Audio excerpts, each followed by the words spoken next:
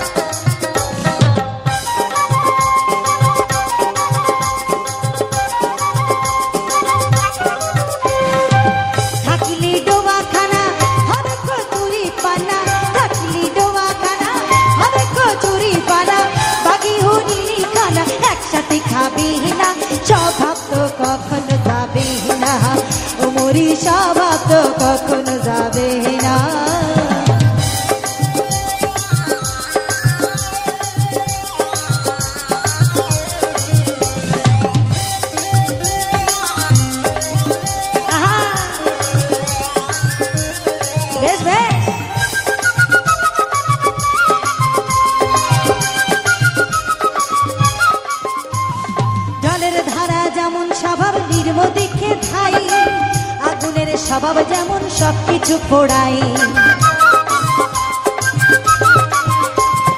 জলের ধারা যেমন স্বভাব নিম্ন দিকে ঠাই, আগুনের স্বভাব যেমন সবকিছু পোড়ায়। পাতিকাকে পুষলে ঘরে যতই পরাও না তারে, পাতিকাকে পুষলে ঘরে যতই পরাও না তারে, শুধু কাকা করে।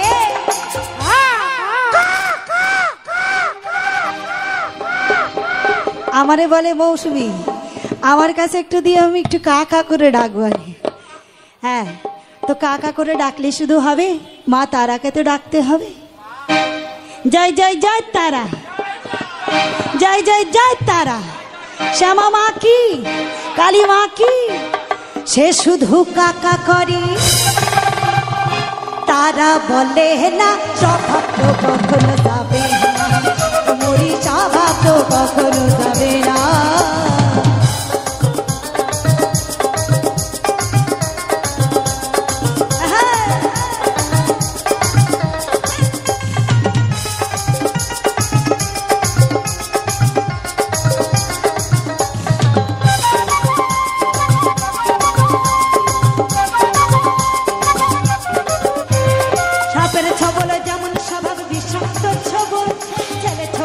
স্বভাব যেমন পাকাই গন্ডগোল, সাপের ছবলে যেমন মানে বিষাক্ত ছবল, ছেলে ছোকরার স্বভাব যেমন পাকাই গন্ডগোল। ঠাকুরের স্বভাব যেমন ঝাড়খণ্ডের স্বভাব যেমন রক্ত হচ্ছে খাই, কখনো ভাগ পাবে বলে তারি লালসাই, কখনো ভাগ পাবে বলে তারি লালসাই। খেলে পরে গলা টাঙই কুকুট করে, করে আবার সিধেল চোরে চুরি করলে, আবার সিধেল চুরি চুরি করলে কবুল করে না স্বভাব তো কখনো যাবে না, মরি স্বভাব তো কখনো যাবে না। থাকলে ডোবাখানা হবে তো চুরি পানা, থাকলে ডোবাখানা হবে তো চুরি পানা, বাকি হরিণী খানা একসাথে খাবে না, স্বভাব তো কখনো যাবে না, মরি স্বভাব তো কখনো যাবে না, মরি স্বভাব তো কখনো যাবে না, মরি স্বভাব তো কখনো যাবে না, মরি স্বভাব তো কখনো যাবে না, মরি স্বভাব তো কখনো যাবে না, মরি স্বভাব তো কখনো যাবে না, মরি স্বভাব তো কখনো যাবে না।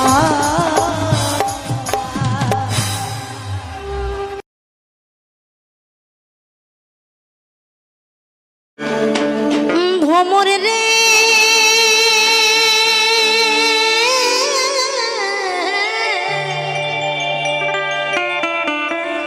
আগে যদি জানতাম রে ভ্রমর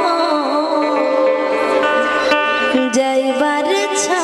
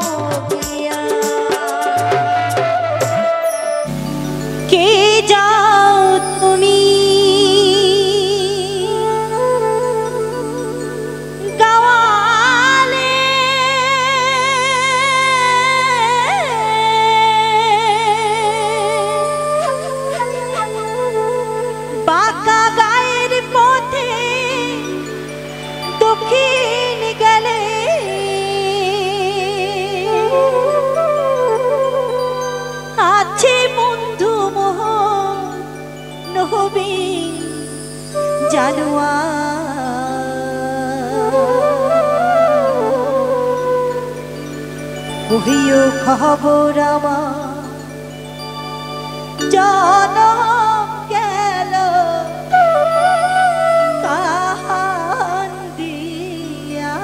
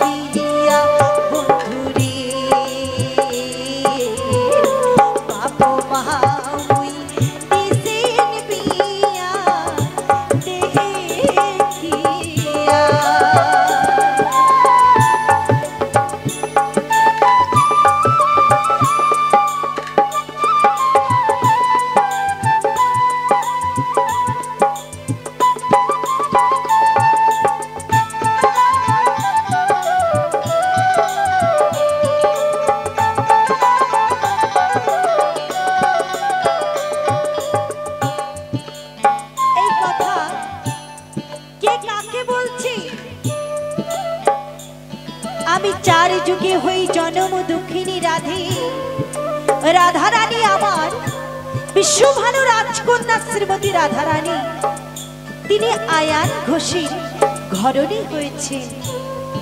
ঘরে আছে কি শাশুড়ি ননদিনী জুটিলা কুটিলা, তাদের ভয়ে শ্রীমতী রাধারানী গোবিন্দের দর্শন না পেয়ে কাঁদছে আর বলছে,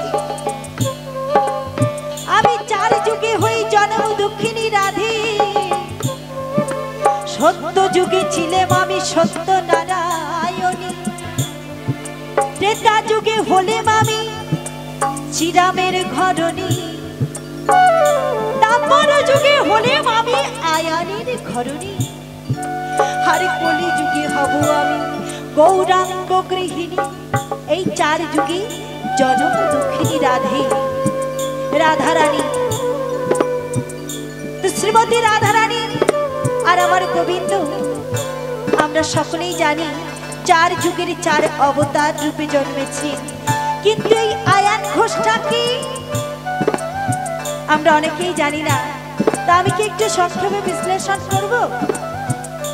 আপনারা যদি অভয় দেন আমি সংক্ষেপে একটু বিশ্লেষণ করতে পারি। আয়ান ঘোষটা কি বলবো? ধন্যবাদ। একটু ছোট করে বলে যাই এই আয়ান ঘোষটা কি, কেনই বা তিনি শ্রীমতী রাধারানীর স্বামী হলেন। এই আয়ান ঘোষ হচ্ছে সত্য যুগের সুতপা ঋষি, নারায়ণের একজন বেশ বড় ভক্ত ছিলেন। এই সুতপা ঋষি নারায়ণকে সেবা না দিয়ে নিজে জল পর্যন্ত স্পর্শ করতেন না, এতটাই বড় ভক্ত ছিলেন এই সুতপা ঋষি।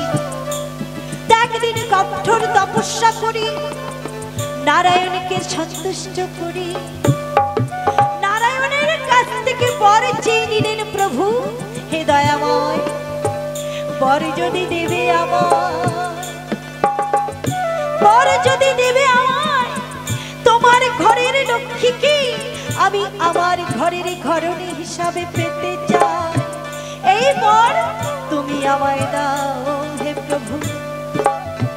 এই কথা শুনে সুতপা ঋষির এই কথা শুনে ভক্ত আদি ভগবান ভক্ত মনোবাঞ্ছা পূরণ করবার লাগি প্রতিশ্রুতি দিলে, তথাস্তু তাই হবে, তবে এ জন্মে নয়, আগত দ্বাপর যুগে তুমি যাবে আয়ান ঘোষ রূপে, আমার লক্ষ্মী যাবে রাধা রূপে, দুজনে বিবাহ বন্ধনে আবদ্ধ হবে, কিন্তু আমার লক্ষ্মীর অঙ্গ স্পর্শ করতে তুমি পারবে না। কেন? কেন না? তোমার থাকবে না কোনো সৃজন ক্ষমতা, থাকবে না কোনো ধারণ ক্ষমতা, তুমি হবে উচ্চ নপুংসক হিজড়ে, তবেই তুমি আমার লক্ষ্মীকে পাবে। এই কথা শুনে সুতপা ঋষি বলছি, হে প্রভু, আমি উচ্চ নপুংসকে হিজড়ে হব, তবু তোমার ঘরের লক্ষ্মীকে আমি আমার ঘরের ঘরণী হিসাবে পেতে চাই। প্রভুর কাছ থেকে বর নিলেন সুতপা ঋষি, দ্বাপর যুগে চলে এলেন। এবার কি করছি? লক্ষ্মী প্রভুর চরণ দুটি ধরে কাঁদছে আর বলছে, হে প্রভু, হে দয়াময়, আমাকে তুমি ওই ঋষির ঘরে পাঠিও না, আমি যে ওই ঋষির ঘরে যেতে চাই না। তখন ভক্ত আদি ভগবান উত্তর দিলেন লক্ষ্মীকে, ওগো লক্ষ্মী, তুমি যাবে রাধা রূপে ব্রজপুরে, আমি যাব নন্দ রাজার ঘরে, আরে দুজনে যেয়ে প্রেমে লীলা করব ওই নিধু বনের উপরে। বোঝা গেল?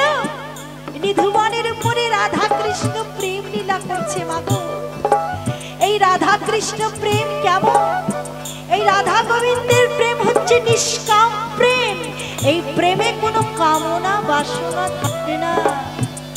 এই নিষ্কাম প্রেম কোনো নীচ লোকের নাহি হয়। নীচ কারা? যাদের ভালোবাসার মধ্যে, যাদের মনের মধ্যে কামনা বাসনা জাগে, আছি তারা হয় নীচ, আমরা হলাম নরকের কীট, আমরা কামনা বাসনা ছাড়া চলতে পারি না। তাই আমাদের ভাগ্যে যে প্রেম হবে না, তাই রাধা কৃষ্ণ প্রেম হেন জাম্য নবহে। যদি হয় যোগ না হয় বিয়োগ, বিয়োগ হলে কিন্তু হাতে শূন্য ছাড়া হাতে কিছুই নাহি রয়। বোঝা গেল? আমি যে সংক্ষেপে যে বিশ্লেষণটা করলাম আপনারা সবাই বুঝতে পেরেছেন তো? বুঝতে পেরেছেন তো সবাই? হরিবল হরিবল, জয় রাধে, জয় নিতাই, জয় রাধেশ্যাম। তো কি বলছি, বৃন্দাবন মাঝে আমার গোবিন্দ লীলা করছে রাধা রানীর সাথে। এই লীলা ছেড়ে কোথায় চলেছেন তিনি? মধুর বৃন্দাবন ছেড়ে মথুরায় চলেছেন। এবার কুব্জাকে নিয়ে সেখানে সিংহাসন অধিকার করবে, তাই তো? ঠিক বলছি তো? কুব্জাকে নিয়ে সিংহাসনে বসবেন, মথুরায় চলেছেন। এদিকে আমার রাধা রানী গোবিন্দের পথের বাধা হয়ে দাঁড়িয়েছে। গোবিন্দকে নিজের কাছ থেকে যেতে দেবেন না। আমার গোবিন্দ বলছে, ওগো রাধে, আমি কাল ফিরে আসবো, আমি কাল আসবো। এই বলে কালা বিদায় নিয়ে চলে যায়। এই কাল কাল করে কত কাল কত হয়, রাধা রানীর কাছে কালা ফেরে না। তাই রাধা রানী আমার কাছে আর না জানি বন্ধুয়া কেমন আছি, কোয়ো খবর যেন একবার আসে। না জানি বন্ধুয়া কেমন আছি, কোয়ো খবর যেন একবার আসে। মাও নাই মোর প্রাণ দিবে, ভাইও নাই মোর ভাবিবে, বান্ধব নাই মোর খবর নিতে আসিয়া বন্ধুরে। বাপ মহাময়ী দিছেন দিয়া দেখিয়া, কে যাও তুমি গাওয়াতে,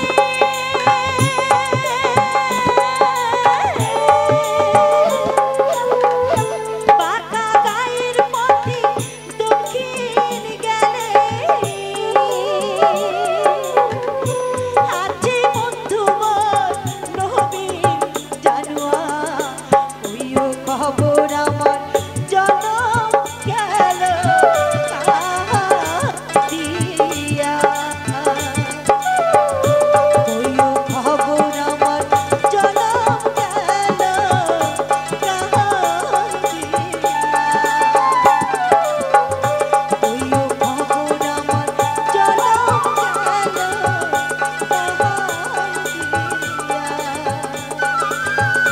ওইও খবর আমার জনম গেল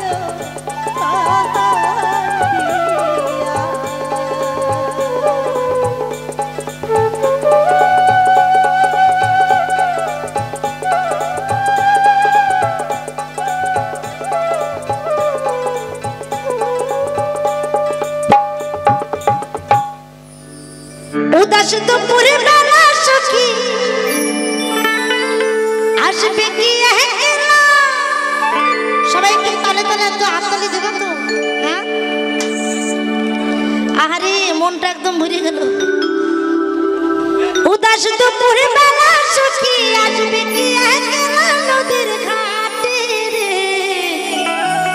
দেখতে তোমায় মন চাইছে। ও কি হায় হায় গো, দেখতে তোমায় মন চাইছে।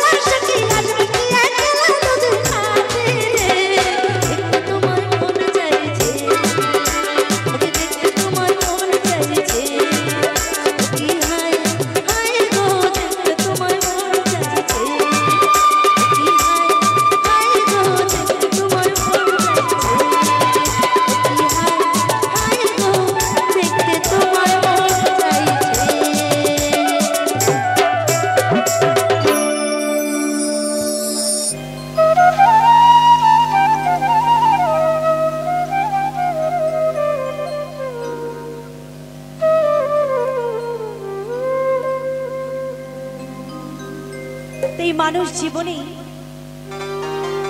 বিধাতা আমাদেরকে প্রত্যেকটি মানুষকে মনুষ্যরূপে জন্ম দিয়ে এই সুন্দর পৃথিবীতে এনেছে। তো এই মানুষ জীবনে বাঁচতে গেলে হাসি কান্না সুখ দুঃখ সবকিছুকে জয় করি তবেই বেঁচে থাকতে হয়। তো অনেক সময়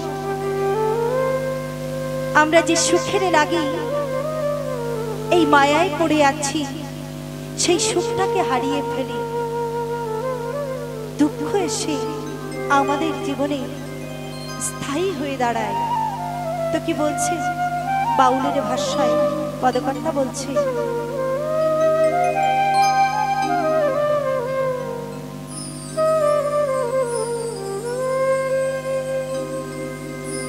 পাখি আশা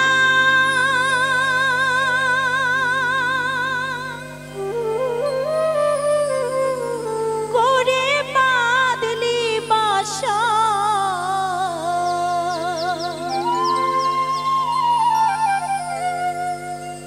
আশা কোহরে বাঁধলি বাসা, বাঁধন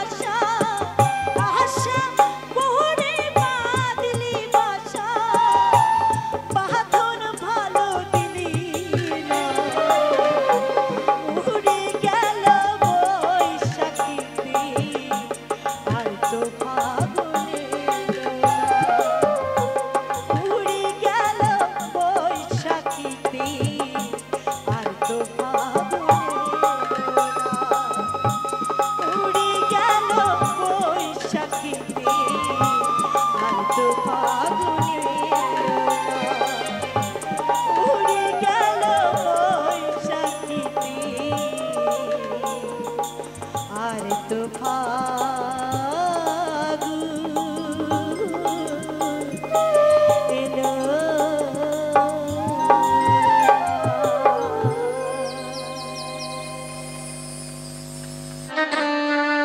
ওরে বন্ধু কালা চাঁদ